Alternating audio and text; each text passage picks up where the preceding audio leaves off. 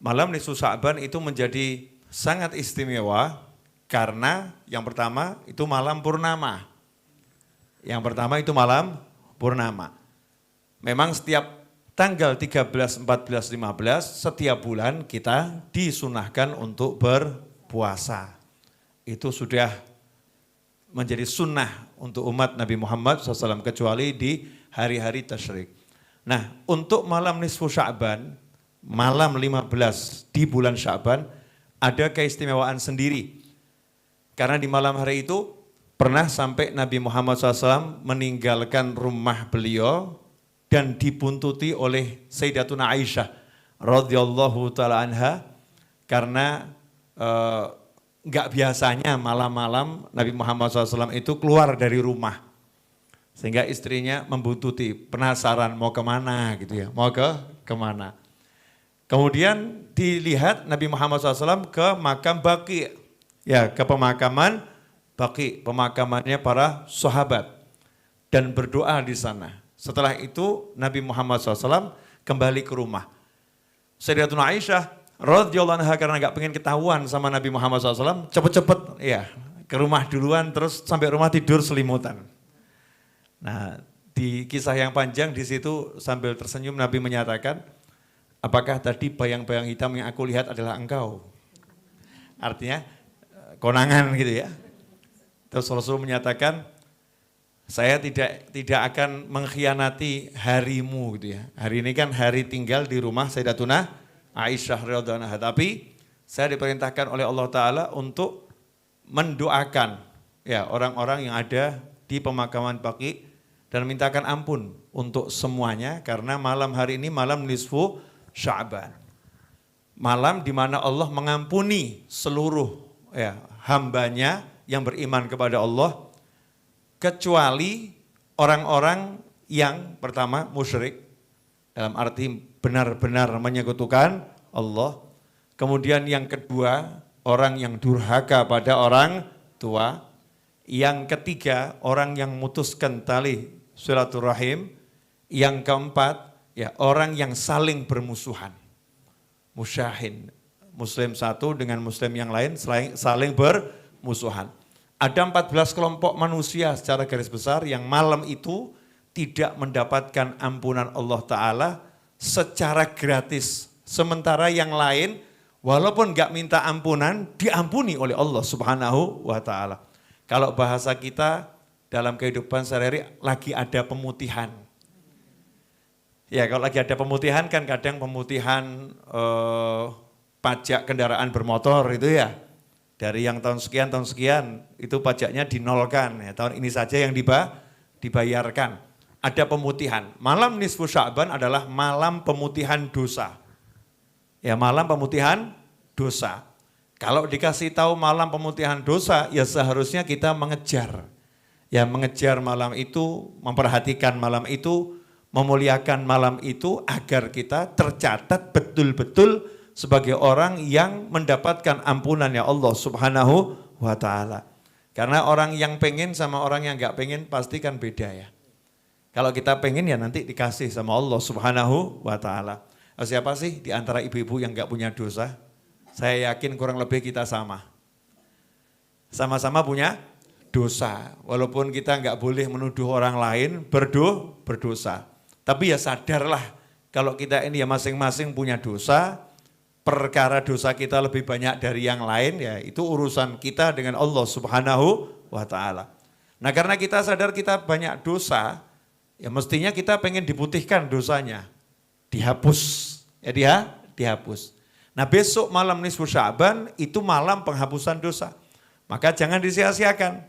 Karena itulah ulama membuat kegiatan-kegiatan di malam nisfu Sya'ban. Agar umat gak lalai, agar umat gak lupa. Kadang ada orang nanya, kenapa dibuat acara doa malam nisfu Sya'ban? Ya agar orang-orang seperti kamu ingat. Kalau enggak diselenggarakan pembacaan doa malam nisfu Sya'ban, banyak orang yang enggak ngerti kalau malam nisfu Sya'ban itu jatuh pada malam itu. Satu. Ya, banyak orang yang enggak ngerti kalau malam nisfu Sya'ban itu malam pengampunan. Ya, karena itulah dibuat doa bersama di malam nisfu Sya'ban. Nah insya Allah kalau di Masjid Ar-Raudhah seperti biasa, sholat maghrib berjamaah, kemudian sholat sunnah ba'diyah 2 rakaat, kemudian sholat sunnah awabin 6 rakaat, 2 rakaat salam, 2 rakaat salam, 2 rakaat salam. Setelah sholat sunnah awabin baca Al-Fatihah, surat Yasin, dan kemudian berdoa, ditutup dengan sholat isya berjamaah. Nah apa itu manfaatnya? Banyak, menghidupkan waktu di antara maghrib dan isya. Hari-hari biasa seperti menghidupkan seluruh malam. Seperti orang bangun tahajud sepanjang malam. Kemudian orang yang berdoa setelah sholat, doanya pasti diterima oleh Allah Subhanahu wa ta'ala. Orang yang berdoa setelah baca Al-Quran, doanya pasti diterima oleh Allah Subhanahu wa ta'ala.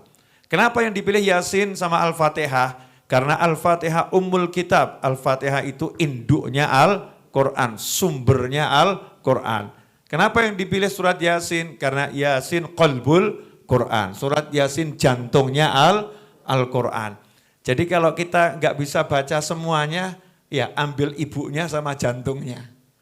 Ya ambil ibunya sama jantungnya. Agar apa? Agar apa yang akan kita minta itu lebih cepat, ya terwujud, lebih cepat terkabul. Meskipun Allah maha mengabulkan semua doa. Tapi kesungguhan kita itu dinilai sama Allah Ta'ala.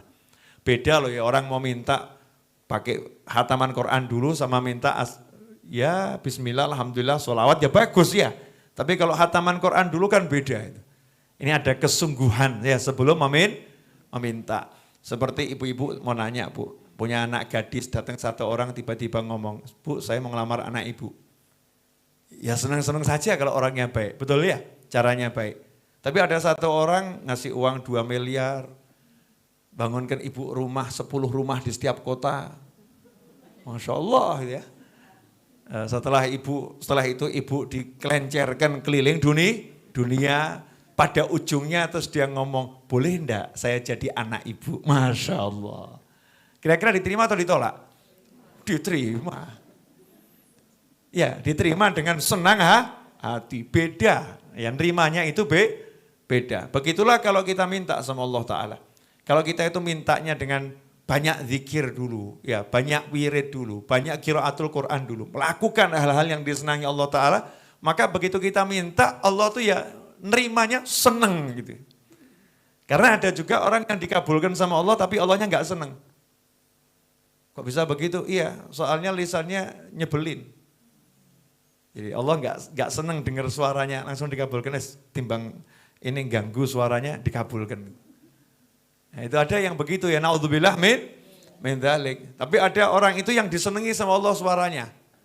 Suaranya disenangi sama Allah Ta'ala. Makanya kalau ibu-ibu minta belum kabul-kabul, nah itu tandanya disenangi Allah Ta'ala itu. Allah senang, udah biar minta terus. Kabulnya udah jamin kabul, tapi sabar dulu. Cairkannya nanti dulu. Karena kalau dicairkan sekarang nanti dia nggak minta lagi itu. Ya biar dia minta terus, ngucap terus. Ya, husnudzon kita begitu, kalau minta kok belum kabul, berarti Allah lagi senang mendengar suara kita, sementara Allah maha menyenangi suara hamba-hambanya yang berdoa. Jadi malam nisfu Sya'ban. Karena itu perlu diperhatikan, jangan menyimpan permusuhan dengan siapapun. Ya jangan menyimpan permusuhan dengan siapapun. Kalau yang menyimpan permusuhan gak dapat ampunan, berarti orang yang menebarkan persahabatan itu dikejar oleh ampunan. Orang yang mengejar silaturahim, maka dia akan dikejar oleh ampunan. Orang yang suka menyambung hubungan dengan orang lain, sesuai dengan yang diajarkan Allah dan baginda Muhammad SAW, maka dia akan mendapatkan ampunan dan dikejar oleh ampunannya Allah Subhanahu wa ta'ala. Mudah-mudahan yang sedikit ini barokah manfaat,